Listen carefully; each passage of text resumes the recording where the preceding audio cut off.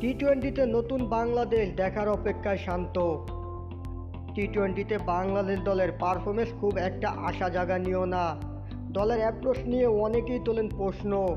সেই ধারাটাই এবার বদলাতে চান বাংলাদেশ অধিনায়ক নাজমুল হোসেন শান্ত। জানিয়েছেন সেটা শুরু হবে ভারত সিরিজ থেকেই। নতুন অ্যাপ্রোচে বাংলাদেশ দল খেলবে বলেও জানিয়েছেন শান্ত। রবিবার গোয়ালিয়রের মাঠে গড়াবে প্রথম টি-টোয়েন্টি ম্যাচ। এই ম্যাচের আগে সংবাদ সম্মেলনে শান্ত জানিয়েছেন তারা খেলতে চায় নতুন অ্যাপ্রোচে। এই সিরিজ থেকে দেখতে পারবেন যে আমাদের খেলোয়াড়রা নতুন অ্যাপ্রোচে খেলছে, সবাই জেতার জন্যই খেলবে। আমার কাছে মনে হয় এখানে যে খেলোয়াড়গুলো আছে এর বাইরে আরও 4-5 জন যোগ হবেন, এরাই হয়তো সামনে 2026 বিশ্বকাপে খেলবে। তো আমার মনে হয় এই সিরিজ থেকে আমাদের ওই প্রস্তুতিটা শুরু হবে। বাংলাদেশের অধিনায়ক এদিন কথা বলেছেন ভবিষ্যৎ পরিকল্পনা নিয়েও। 2026 বিশ্বকাপের কথা মাথায় রেখে নতুন পরিকল্পনা সাজানো হচ্ছে বলে জানিয়েছেন শান্ত। আমাদের এই যে সিরিজটা শুরু হচ্ছে অবশ্যই 2026-এর একটা চিন্তা মাথায় রেখেই আমরা খেলা শুরু করব।